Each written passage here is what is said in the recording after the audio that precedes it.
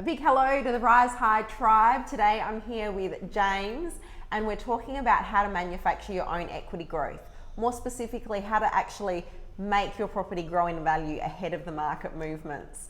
James has helped a client recently to do this very thing. So let's just chat about that, and at the end of the video we'll give you some steps on how you can also do something similar, because the story is pretty great. So over to you, James. You've helped a client recently to buy a property and renovate it. Can you tell us a little bit about that? Yeah, so Trevor, one of my clients, a great client of mine, so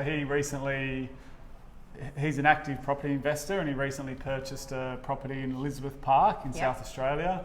So he purchased that for $161,000, and his goal was really to try and find a fixer-upper so that he could, buy it, spend a bit of money and time doing some renovations, and then really look at maximising the potential for growth and being able to access some further equity in that property. So I think purchase price was $161,000. The acquisition expenses, so the costs of purchasing the property were about stamp duty and things like that. Yep, about $6,000 for those costs. And then he spent approximately $6,000 on the renovations as well. And there's obviously some holding costs as well during that period whilst he's doing the renovations. So you've got electricity, interest on the loans, council rates and water and things like that. Yes, got to factor those in, definitely. Yeah. So holding costs are about $2,000. Yep. So overall, he spent about $8,000, including holding costs, during this renovation period. Yep. Which is not much when you think about it. And if you see the before and after photos of this project, it's quite incredible what he's done. We'll post those in a separate post, but it's really great to see how much you can do with such little money. Yes, absolutely. And so what was the outcome for him? So he bought this property, he spent $6,000 plus $2,000 holding costs in renovating it. What was the end result? Yeah, so once he finished that, he came back to me and let me know that it was all done. So nice fresh coat of paint inside and renovation complete. So once that was done, we ordered a bank valuation, got the valuer to go in and value the property.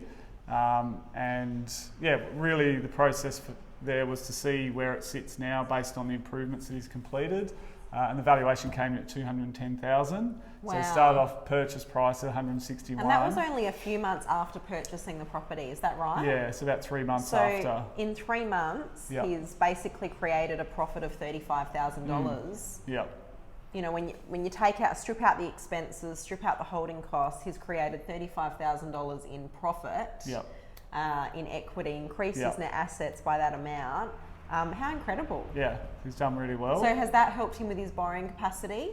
Yeah, so like the rental return, so I suppose from a cash flow perspective as a property investor, he's now renting the property out for $310 a week. Wow. So that's a really awesome return. So $310 a week based on a property that he purchased for $161. Yeah.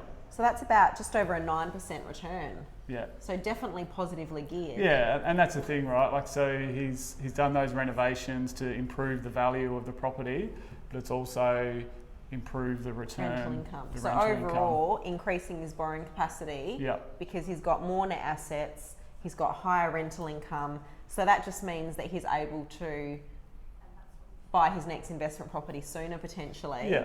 But he's also got a great investment property here that is getting a really great return. Correct. And now we're going through the process of tapping into that equity, so borrowing against that equity, so that he's got access to it for future purpose. There's a couple of things about the project that I love. Firstly, the fact that he was able to make such a great improvement with so little money. And I think that also probably we need to point out that he did do a fair bit of the work himself. Correct. So if you're a little bit handy or willing to give it a go, that definitely helps. But I also love that he hasn't tried to flip this property. Many people try and buy, renovate and flip as a way of making profit, but this is really a buy and hold strategy for him. Correct. And in doing his renovation, he's been able to increase his rental return. Yep. So today we want to leave you with some tips on how you can do your own renovate for profit project, whether it be a home that you want to live in or whether it be an investment property. The first step is really finding the right property. So when you're looking for the right property, you want to make sure the price point is right. You want to make sure that it's a bit of a renovator's delight. So normally you know which one's a renovator's delight. And you want to know at that point before you buy what actual value you can add to it. So you want to think about what you can do to improve the value of the property, what renovations you're going to do, how much of those renovations is going to cost you, and you kind of want to price those things in before you decide what your offer price will be. So buying the right property at the right price is the key to success for this sort of strategy.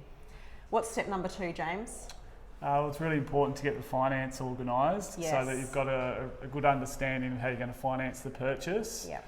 But also how will you finance the renovations as well. Yeah. So you want to make sure that, obviously that you have the finance available, but also making sure that it's tax effective and, that the finance structure's been set up correctly to enable you to do that project. Yep. And what we always recommend for all of our clients is that you engage us early in the project so that we can help out to work out and plan the finance side of it before you actually go and do it. Yeah, I think that's so important, like you said, to plan the finance for the renovation as well. Correct. At that time, because Yep. sometimes people leave that too late and then find Yep. they don't quite have enough to complete the project. Yep. So step number 3 is keeping your renovation costs down. So just like Trevor did in his example, only spend money where it's actually going to increase the value of the property or is going to increase your rental return. Often with these projects, it's easy to get out of control and actually spend money on things that actually don't really add that much value compared to what they cost you to do. So it's really important when you're deciding what renovations to do, what improvements to do, to be really, really careful that you're only doing improvements that are going to either increase your rental return or going to increase the value of your property, or both. And remember, time is money, so you want to make sure that you finish the renovations quickly, because the longer you've got it off the market for rent, the more it's costing you to hold.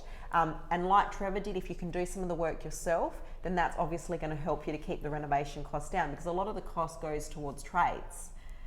So there's some tips about keeping the costs down. So after you've done the renovation, what's step number 4? So step 4, once it's all completed, like we did with Trevor, we've got the property revalued at the end of the renovation process so that we can assess where things sit from an equity perspective and then continue on with that plan from there. And we can offer risehigh clients free valuations at any point in the process. So definitely that's something that we can help you with. So just to summarise, step 1 is to find the right property at the right price. Step 2 is to make sure that you have organised your finance for the purchase and the renovations. Step 3 is to keep the renovation costs down and only focus on what's going to increase the value and the rental return. And step 4 is to get the property valued at the end of your renovation to reassess your position and determine your next steps. So hopefully this has been useful. We would love to help you with your next project, whether it be an investment or a home. Definitely have a lot of experience in this area and we'd love to help you just like we helped Trevor. So get in touch today if you have any questions. Thanks and have a great day. Bye.